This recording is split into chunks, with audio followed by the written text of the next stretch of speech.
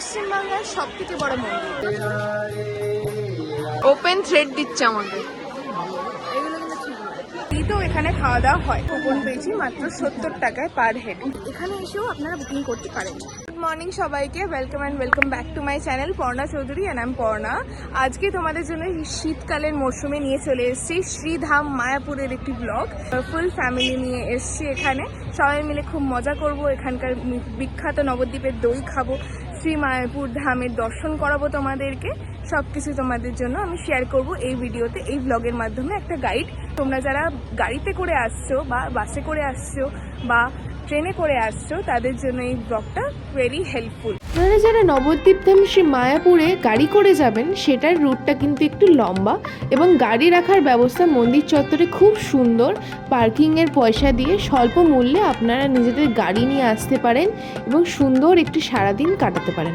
এবং যারা ট্রেনে আসছেন তাদের জন্য হাওড়া বা শিয়ালদা থেকে নবদ্বীপ ধামে নেমে সেখান থেকে লঞ্চ পেরোলে মায়াপুর। সকালবেলায় পুরী ভোজনটার প্রয়োজন, তাই জন্য আমরা আজকে এখানে এখনো পর্যন্ত ব্রেকফাস্ট করা হয়নি আমাদের সবার, তাই জন্য আমরা এখানে একটুখানি চা খেয়ে নিচ্ছি। আর আমরা শুরু করব নবদ্বীপ ঘাট পর্যন্ত যাবো, আমরা গাড়ি করে যাচ্ছি। আর ট্রেনের রুটটা আমি তোমাদের সাথে শেয়ার করে দিচ্ছি, কীভাবে তোমরা ধাম মায়াপুরে আসবে।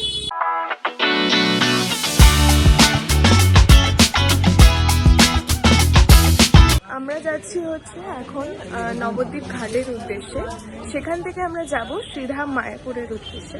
আমরা মন্দির দর্শন করব, মন্দিরে সন্ধ্যা আরতি দেখব এবং ফুল ফ্যামিলির সাথে ভোগ খাবো। যদি ভোগের প্রসাদ পেয়ে যাই তো। ভোগের প্রসাদ পাওয়ার জন্য আশা করি আমরা একটু দেরি করে ফেলেছি, দেখা যাক কি হয়।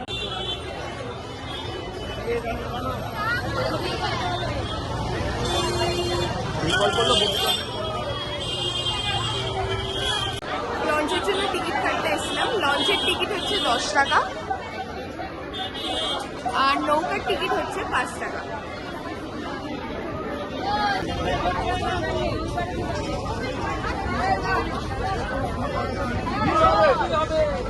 দূরে দেখা যাচ্ছে চন্দ্রোদয় মন্দির শ্রী মায়াপুর ধামে। এখানে লঞ্চ পার করতে কিন্তু 5 থেকে 7 মিনিট মাত্র সময় লাগে। আর এই হচ্ছে সেই জায়গা যেখানে দুই নদীর মিলন ঘটেছে, ভাগীরথী এবং জলঙ্গি। দুই নদীর জলের রং কিন্তু সম্পূর্ণ আলাদা।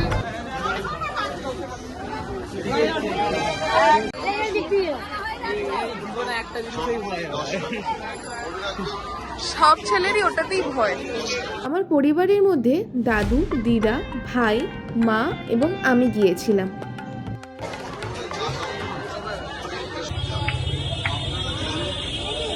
এই ঘাটের পাশেই অনেক রকমের আশ্রম, হোটেল এবং থাকার ব্যবস্থা আছে। আপনারা যারা কম পয়সায় থাকতে চান, এইসব হোটেলগুলোতে বা আশ্রমগুলোতে থাকতে পারেন গিয়ে।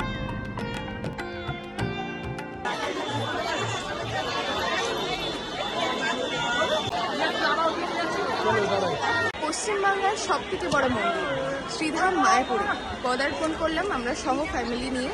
এখানে আমাদের কুপনের লাইনে তোমরা দেখতেই পেলে প্রচণ্ড লাইন। আজকে হচ্ছে রবিবার, তাই জন্য এত লাইন পড়েছে কুপনের। অন্য দিনগুলোতেও পড়ে, কিন্তু আজকে একটু তুলনামূলক বেশি। রবিবার দিন এখানে প্রচণ্ড ভিড় হয়। আপনারা যদি চান তাহলে এখানে আসতে পারেন হচ্ছে দিনের দিন, মানে উইকডেজে আপনারা আসতে পারেন। উইকেন্ডে আসলে কিন্তু প্রচণ্ড ভিড় পাবেন।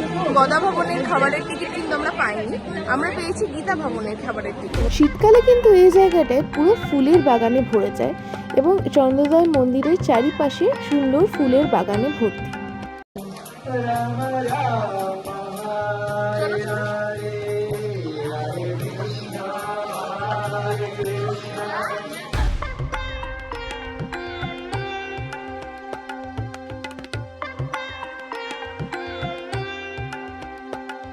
এখানে মোবাইল জমা দেওয়া হবে, মোবাইল আর জুতো জমা দেওয়ার পর আমরা মন্দিরে গিয়ে পৌঁছাবো শ্রীকৃষ্ণ ও রাধা রানী দর্শন করার জন্য। এখানের এই অন্নদান কমপ্লেক্সে সকাল ভোর 6টা থেকে কুপন দেয়। তোমরা যদি চাও পয়সা দিয়েও তোমরা খেতে পারো, প্লাস ফ্রিতেও এখানে খাওয়া দাওয়া হয়। তাই জন্য সকাল ভোরবেলা 6টা থেকে এসে কুপন কেটে নিতে পারো। শ্রী মায়াপুর ধামের বিখ্যাত মন্দির, যেটা ওয়েস্ট বেঙ্গলের সব থেকে বড়, ওটি হচ্ছে প্রভুপাদের মন্দির, যেখানে আমরা এখন দর্শন করতে চলেছি। যেখানে মোবাইল ক্যামেরা অ্যালাউড যদিও নয়, তাই জন্য আমি তোমাদেরকে আশা করি ভেতরটা দেখাতে পারবো না। যদি দেখাতে পারি ফাইন, তোমাদেরকে আমি দেখাবো। ক্যামেরা, ফোন এবং নিজের জুতোটা মন্দিরের বাইরে রেখে মন্দিরে প্রবেশ করেছিলাম। রবিবার হিসেবে কিন্তু খুবই ভিড় হয়, কিন্তু রাধাকৃষ্ণের ভক্তের সংখ্যাও কিন্তু কম নয়। এই শীতকালের মরশুমে দর্শনার্থীর কাছে মায়াপুর একটি অন্যতম তীর্থস্থান হয়ে উঠেছে। গীতা ভবনে কুপন পেয়েছি মাত্র 70 টাকায় পার হেড হিসাবে। তোমরা যদি গীতা ভবনে খেতে চাও, খাবারটা আমি তোমাদেরকে দেখাবো। খুবই সুন্দর, এখানে মহাপ্রসাদ তো খুবই সুন্দর। তোমরা সবাই মিলে খেয়ে নিতে পারো, আসতে পারো শ্রীধাম মায়াপুরে এই গীতা ভবন। এবং গদা ভবনের টিকিটটা হচ্ছে আশা করি 80 থেকে 100 টাকার মধ্যেই হবে।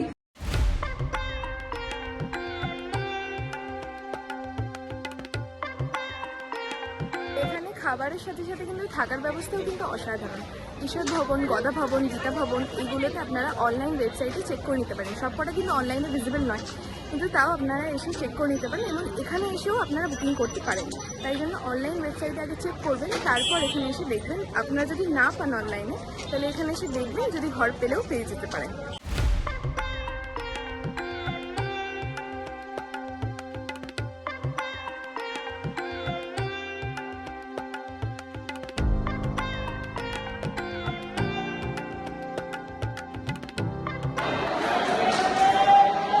খাবারের মেনুতে ভাত, ডাল, চানা পনিরের তরকারি, মিক্স ভেজ আর পায়েস ছিল। খাওয়া শেষ করার পর আমরা এখন যাব গোশালাতে এবং বিশ্ববিখ্যাত লস্যি এবং ক্ষীর খাওয়ার জন্য। কৃষ্ণের শ্রীপ্রসাদ আমরা খাবো, এনজয় করি আমি। ছোট আম্মাটাকে কেউ ঝাড়ছে, হা হাগুয়ো। আমার সব ভালো লাগে। আমরা প্রতি 10 টাকা করে দিয়ে আমরা পৌঁছেছিলাম সবাই মিলে গোশালাতে। এখানে আপনারা পাবেন পিওর দুধের ঘি, দই, ক্ষীর আর লস্যি। এটা হচ্ছে মায়াপুরের গোশালা। এখানে আমরা এসেছি লস্যি এবং ক্ষীর খাওয়ার জন্য। এখানে আমি তোমাদের দেখাচ্ছি কি সুন্দর সুন্দর গোমাতা।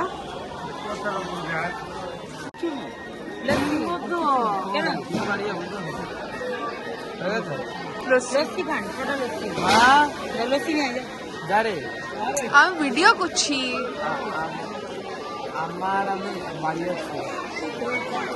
Bye bye. আর এটা যদি পোস্ট হলো তো কি করে আমার কাছে কিছু কিছু ভিডিওগুলো আছে, তো ওগুলো আমি তোর চ্যানেলকে ট্যাগ করে পোস্ট করবো। ওপেন থ্রেড দিচ্ছে আমাকে। গোশালা দর্শন করার পর এবং সুন্দর ক্ষীর খাওয়ার পর আমরা চলে গেছিলাম মন্দিরের বাগান এবং ঝর্ণার সুন্দর পরিবেশ উপভোগ করতে।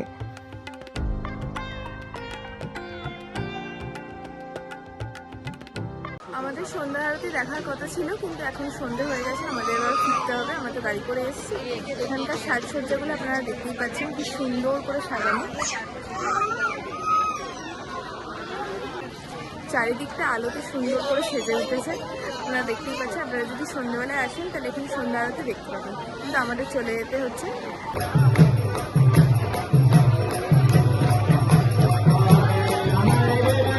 এইভাবেই শেষ হলো আমাদের একদিনের মায়াপুর যাত্রা। আপনার যদি ভিডিওটি ভালো লেগে থাকে তাহলে ভিডিওটিকে একটি লাইক করুন, আমার কন্টেন্টটি শেয়ার করুন এবং আমার চ্যানেলটিকে সাবস্ক্রাইব করে দিন। রাধে রাধে।